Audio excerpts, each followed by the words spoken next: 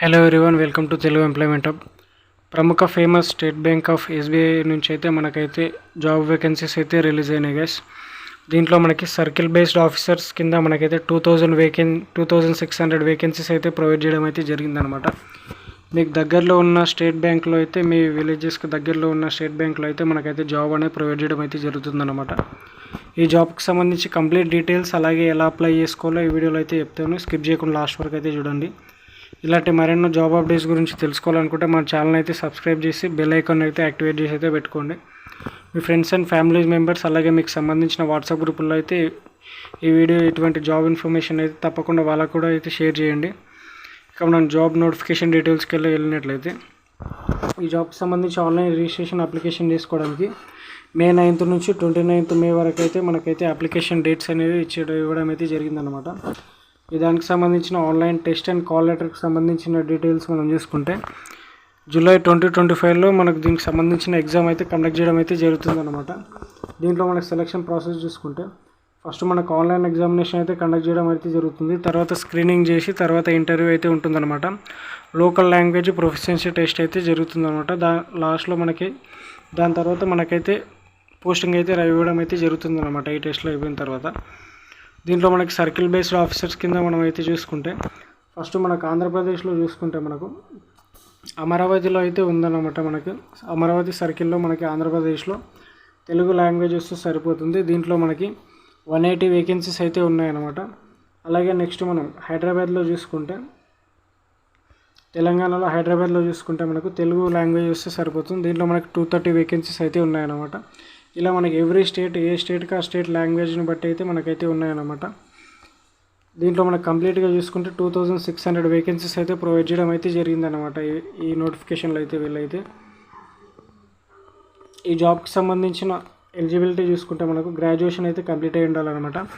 ఏ degree ఏ relevance సంబంధించిన పర్లేదు, మనకు డిగ్రీ అయితే కంప్లీట్ అయ్యింటే సరిపోతుందన్నమాట. Medical engineering, chartered account, cost accountant వాళ్ళు కూడా దీనికైతే అప్లై అయితే చేసుకోవచ్చు. ఈ జాబ్కి సంబంధించిన ఏజ్ లిమిట్ చూసుకుంటే మనం 21 నుంచి 30 years మధ్యలో ఉన్న ప్రతి ఒక్కరు అయితే ఈ జాబ్కి అయితే అప్లై అయితే చేసుకోవచ్చు. అలాగే దీంట్లో ఏజ్ రిలాక్సేషన్ కూడా ప్రొవైడ్ చేయడం అయితే జరిగిందనమాట.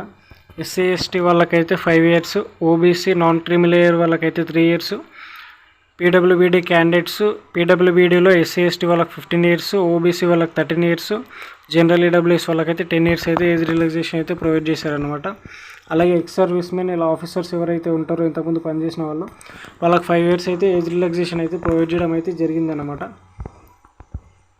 అలాగే ఈ జాబ్కి సంబంధించిన సెలక్షన్ ప్రాసెస్ మనకైతే ఫస్ట్ అయితే స్క్రీనింగ్ అయితే ఉంటుందన్నమాట. డాక్యుమెంట్స్ అయితే స్క్రీనింగ్ చేసిన తర్వాత మనకి ఇంటర్వ్యూ అయితే ఉంటుంది. ఇంటర్వ్యూ మనకు 50 marksకి అయితే ఉంటుందన్నమాట.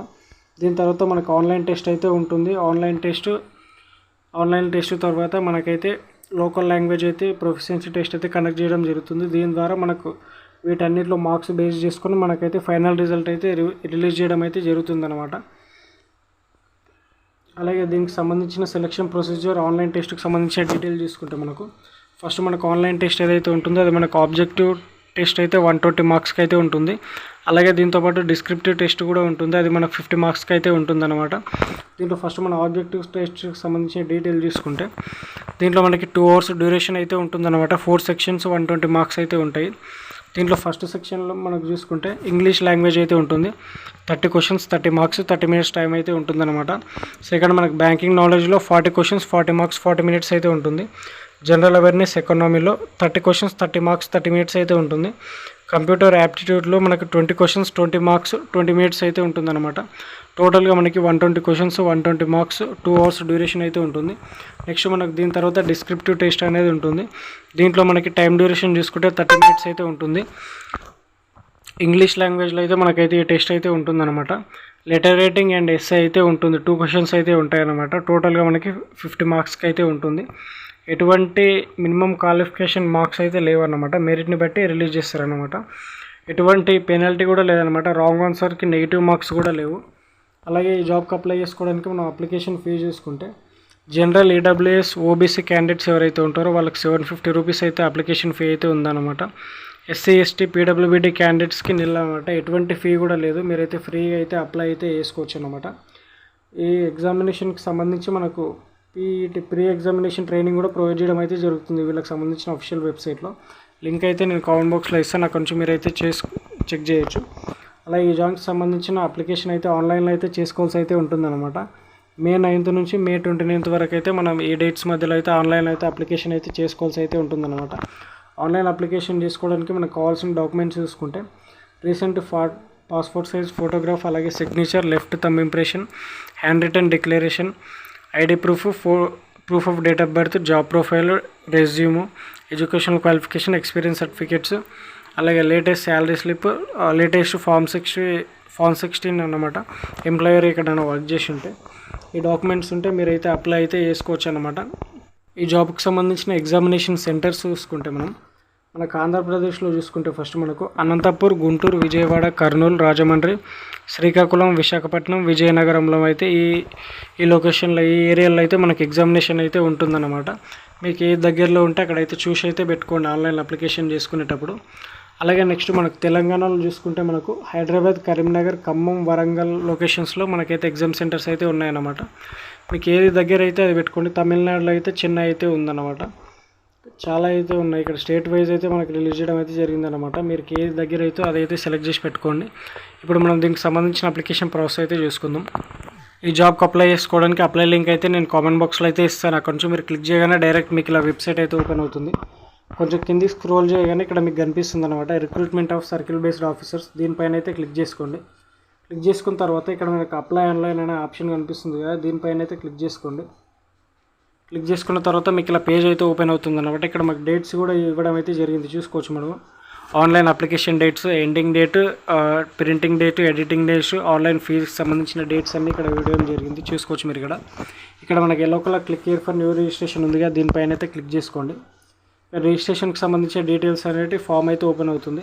ఇక్కడ మీ ఫస్ట్ నేమ్, అలాగే మిడిల్ నేమ్, లాస్ట్ నేమ్, మీ ఫుల్ నేమ్ అయితే ఇచ్చేసేయండి. ఇచ్చేసిన తర్వాత మొబైల్ నెంబర్, ఈమెయిల్ అడ్రస్ అన్నీ ఇచ్చేసి మీరు ఇక్కడ క్యాప్చా అయితే ఎంటర్ చేసిన తర్వాత మీరు ఇక్కడ లాస్ట్లో ఇక్కడ మీకు రైట్ సైడ్లో కనిపిస్తే సేవ్ అండ్ నెక్స్ట్ పని దీనిపైన క్లిక్ చేసుకుంటే మీకు ఐడి, పాస్వర్డ్ అన్నీ క్రియేట్ అయిపోతుంది. మీకు రిజిస్ట్రేషన్ అయితే కంప్లీట్ అయిపోతుంది అనమాట. కంప్లీట్ అయిన తర్వాత నెక్స్ట్ మనకి ఫోటో అండ్ సిగ్నేచర్కి సంబంధించిన పేజ్ అయితే ఓపెన్ అవుతుంది. ఫోటో, సిగ్నేచర్ అప్లోడ్ చేసిన తర్వాత మన ఎడ్యుకేషనల్ క్వాలిఫికేషన్, దానికి సంబంధించిన డీటెయిల్స్ అన్నీ ఉంటాయన్నమాట. అవి ఎంటర్ చేసిన తర్వాత ఒకసారి ప్రివ్యూ పైన క్లిక్ చేసుకొని ఏమైనా మిస్టేక్స్ ఉన్నాయో లేవో చూసుకోండి.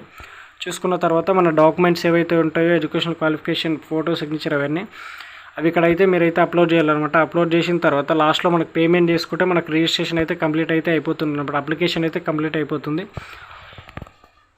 కంప్లీట్ అయిన తర్వాత మీకైతే మెయిల్, ఎస్ఎంఎస్ అయితే రావడం అయితే జరుగుతుంది. మీరు ఏదైతే ఈమెయిల్, మొబైల్ నెంబర్ ఇస్తారో దానికే మీకు ఫర్దర్గా ఎగ్జామ్కి అలాగే కాల్ లెటర్కి సంబంధించిన ఎస్ఎంఎస్, మెయిల్ అయితే రావడం జరుగుతుంది. కాబట్టి చూసి కొంచెం జాగ్రత్తగా అయితే ఇవ్వండి, ఎటువంటి మిస్టేక్స్ లేకుండా. ఇలాంటి మరెన్నో జాబ్ అప్డేట్స్ గురించి తెలుసుకోవాలనుకుంటే మన ఛానల్ అయితే సబ్స్క్రైబ్ చేసుకోండి. Thank you for watching this video.